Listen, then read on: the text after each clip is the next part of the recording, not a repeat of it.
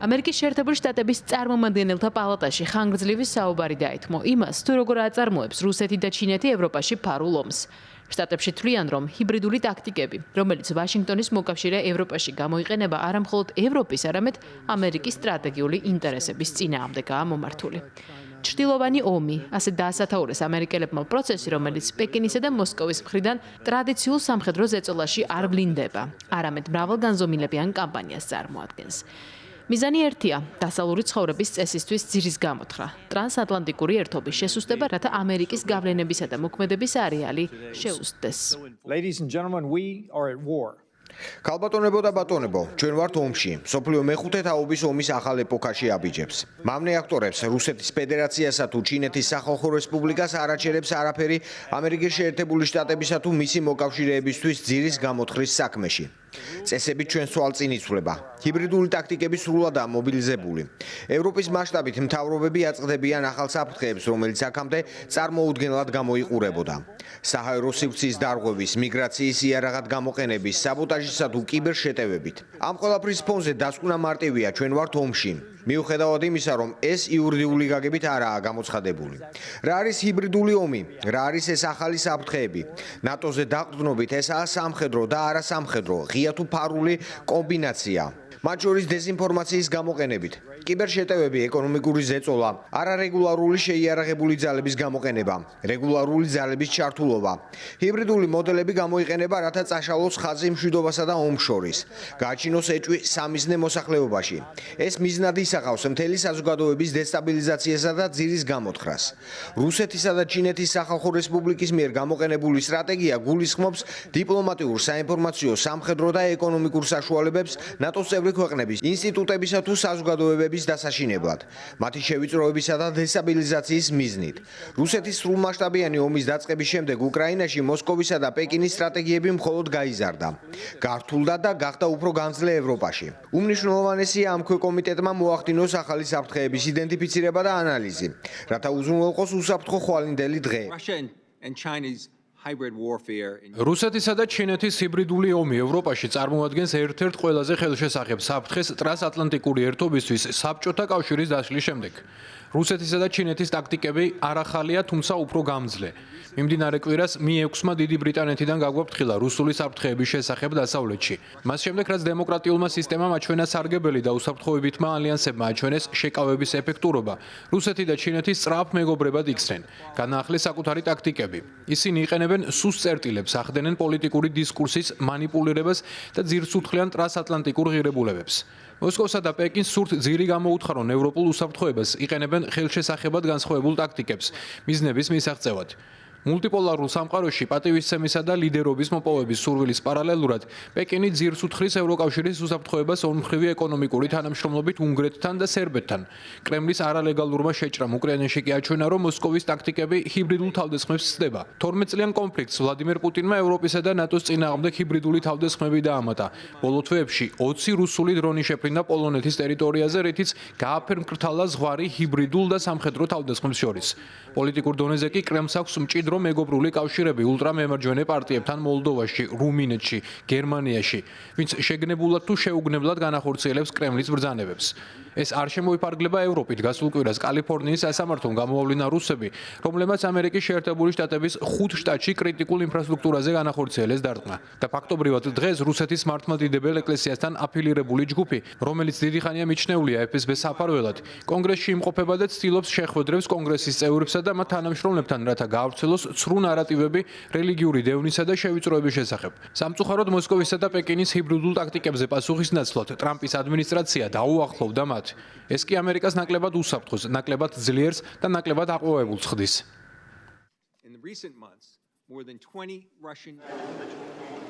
ომსა და მშვიდობას შორის დაშლილის ზღვარით კრემლი მუდმივი დაპირისპირების რეჟიმში იმყოფება. ასე რომ მარტივად პოულობს ყველაზე მოწყვლად ადგილებს, რათა ევროპულ დემოკრატიებზე დარტყმებისთვის გამოიყენოს. თვლიან მკვლევრები, რომლებიც თემაზე სამსჯელოდ კონგრესში მიიწვიეს.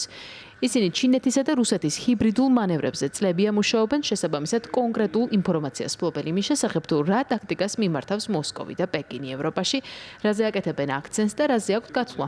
მათი მთავარი რეკომენდაცია ამერიკის შეერთებულმა შტატებმა არ იყვყმანოს და მამნეს ზეწოლას პასუხი გასცეს. ამასთან უბიძგოს ევროპულ ქვეყნებს გააქტიურონ ძალისხმევა, რათა პროცესი უფრო სერიოზულად დაინახონ. ეს იმიტომ, რომ ექსპერტთა მოსაზრებით ქვეყნების ნაწილს არ აქვთ გააზრებული, რომ ომში არიან, როდესაც კრემლისთვის ეს ცხადი სურათია. 2022 წლის შემდეგ ჩვენ ვიხილეთ რუსული საბოტაჟის 100 შემთხვევა ევროპაში.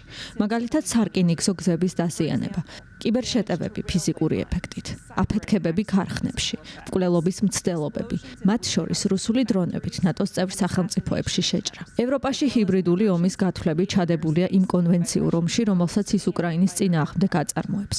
მოკლევადიანი მიზანია შეამციროს უკრაინის მხარდაჭერა ევროპაში შიშის საფუძველზე. გრძელვადიანი კი ნატოს დანაწევრებაა, რომ მისი ეფექტურობა შემცირდეს. რუსეთის საინფორმაციო სტრატეგია იყენებს რუსეთის მხრიდან ძალის გამოყენებაზე დამყარებულ საფრთხეებს. ამაზე საპასუხოდ ჩვენი მხრიდან ყოყმანი რუსეთს მეტი ესკალაციის საფუძველს გაუჩენს. უნდა ვაჩვენოთ, რომ ვიცით რის გაკეთებას ცდილობს და წარმატებას ვერ მიაღწევს. ეს კი ნიშნავს უკრაინის შეიარაღებული ძალების მხარდაჭერასა და ნატოსთან მჭიდრო თანამშრომლობას.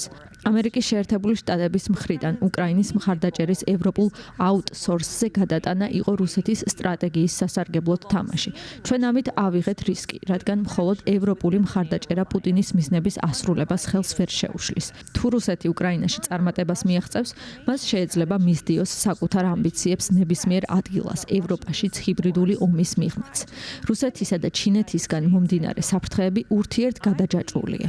რუსეთი ახლა დამოკიდებულია ჩინეთზე და ჩინეთს აქვს ინტერესი ნახოს რუსეთის გამარჯვება უკრაინაში. სტრატეგიულ დონეზე ჩინეთს სურს დაინახოს დასავლეთის პასუხი რუსეთის ქმედებებზე. თუ ის დააჯილდოვებს რუსეთის აგრესიას, რა პოზიცია ექნება ამერიკის შეერთებულ შტატებს? ჩინეთი, ირანი, ჩრდილოეთ კორეა სწავლობენ რუსეთის გამოცდილებით ამ ომში. ამ ავტორიტარულ კვარტეტს მხოლოდ ერთი სურვილი ამოძრავებთ. ნახონ ამერიკის შეერთებული შტატების ძალის დეგრადაცია. In my view, China's hybrid warfare strategy. თუ კი პეკინი გააფერმკრთალებს ან გატეხავს ტრანსატლანტიკურ ერთობას, ის გაიუმჯობესებს საკუთარ შანსებს მომავალში ტაივანის საკითხთან დაკავშირებით. ეს იმიტომ, რომ ამერიკის ლიდერობით ნებისმიერი პასუხი იქნება უფრო ნელი, ვიწრო და ჩინეთისთვის მარტივად დასაძლევი. ჩინეთის ჰიბრიდული კამპანია ევროპაში სამ ძალისხმევას ეყრდნობა: შეჭრა, წინასწარი პოზიციონირება და ზეწოლა.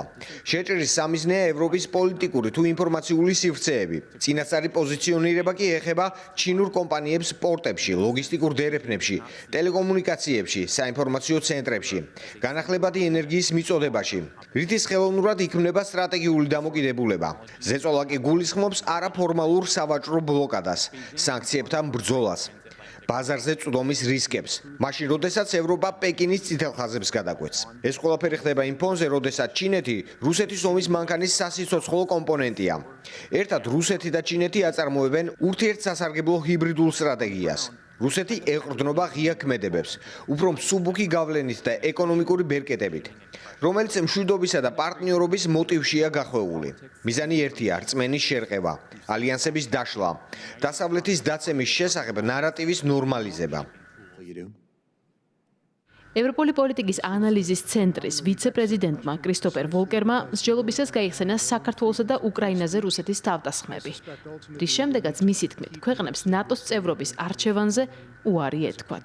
ზოგადად მისი თქმით, რუსული ტაქტიკა იმისკენაა მომართული, რომ ნატოს წევრებზე თავდასხმა ისე განხორციელდეს, რომ არ მოხდეს ალიანსის მეხუთე მუხლის ამოქმედება. ან პირდაპირ სამხედრო ესკალაცია. ამისათვის პროცესში ჩახედული მკვლევრები ამბობენ, რომ კრემლი საიდუმლო და ძნელად იდენტიფიცირებად ოპერაციებს მიმართავს. That strikes at the foundations. არსებობს უთანხმოება იმის სიღრმეში, რომ ევროპამ უნდა იზრუნოს მეტი საკუთარ უსაფრთხოებაზე. ეს არაა იმის საპირისპირო, რომ ევროპასთან უფრო ახლო თანამშრომლობა გქონდეს. დავასაბუთებდი, რომ შევხედოთ ნატოს მიღმა არსებულ ევროპულ ქვეყნებს, რომლებიც რუსული აგრესიის სამიზნეები იყვნენ ბოლო 2 ათწლეულის განმავლობაში. ვლადიმერ პუტინს უდავოდ აქვს ინტერესები ბალტიის სახელმწიფოებში, თუმცა ჯერ მასზე თავდასხმა საჭიროდ არ მიიჩნია. თუმცა მან საჭიროდ მიიჩნია თავდასხმა საქართველოსა და უკრაინაზე. ორივე მათგანს ჰქონდა ნატოს წევრობის ამბიცია და ორივეს უარი ეთქვა ამ არჩევანზე. ნებისმიერ სხვა შემთხვევებში კი ქვეყნები ნატოს წევრები ხდებოდნენ ნებაყოფლობით. ასე რომ ეს უფრო ფართო დისკუსიის ნაწილია, თუ როგორ მივახციოთ მშვიდობას ძალის გზით, რადგან ვლადიმერ პუტინს მხოლოდ ძალის ენა ესმის. რაც ხდება საფრთხეს უქმნის ამერიკის შეერთებული შტატების ეროვნულ ინტერესებს, მათ შორის მის სტრატეგიულ გავლენას. ეს არაა აბსტრაქცია, ესაა სისტემატური ძალისხმევა ჩინეთისა და რუსეთის მხრიდან, რომელიც თავისუფალი საზოგადოებების წინააღმდეგაა მიმართული. იმ ამბიციური დიქტატორების მხრიდან, რომლებიც საკუთარი ხალხის ძირითად უფლებებსაც კი უარყოფენ. სწორედ ასე ავიწროებს ჩინეთის კომუნისტური პარტია ქვეყანაში განსხვავებულ აზრს. რუსეთთან ერთად ეს ორი ძალა წარმოადგენს ყველაზე რეპრესიულ რეჟიმებს. ანადგურებენ თავისუფალ სიტყვას სახლში და ექსპორტზე გააქვთ ეს ხელსაწყოები უკვე ფარგლებს გარეთ. ჩვენი ანალიზის მიხედვით რუსეთის მთავარი წუხილი არა ეროვნული უსაფრთხოება, არამედ არსებული რეჟიმის შენარჩუნება და გაგრძელება. რუსეთის ლიდერებს სჯერათ, რომ ისინი უკვე არიან ომში დასავლეთთან. დასავლური დემოკრატიები კი ჯერ კიდევ არ უყურებენ საკითხს ამ ჭრილში. რუსეთის ხელმძღვანელობას ესმის, რომ ამჟამად ევროპას პირდაპირ ვერ შეებრძოლება, ასე რომ მისდევს ჩრდილოვან ომს მეტოქესთან ღია ომში შესვლის გარეშე. ამის ნაცვლად ის კონფრონტაციის, დესტაბილიზაციის და манипуляციის გზას მიმართავს. ეს არაა შემთხვევითობა, ესაა სტრატეგია. ავტორიტარულ ძალებს აქვთ საერთო ინტერესი. ჩინეთი და რუსეთი აძლიერებენ ერთმანეთს. მოლოდინი, რომ მავნე ოპერაციები ევროპაში უკრაინაში ომის დასრულების შემდეგაც გაგრძელდება, რადგან ეს კრემლის გრძელვადიანი ტაქტიკის ნაწილია. თვლიან მკვლევრები შესაბამისად მოუწოდებენ ვაშინგტონს მტკიცედ დადგნენ ევროპული მოკავშირეების გვერდით, რადგან თუ ევროპა შესუსტდება, შენელდება ამერიკის შეერთებული შტატების ნაბიჯებიც, რაც რუსეთის შეკავების 10 წლეულებიან მცდელობას წყალში ჩაყრის.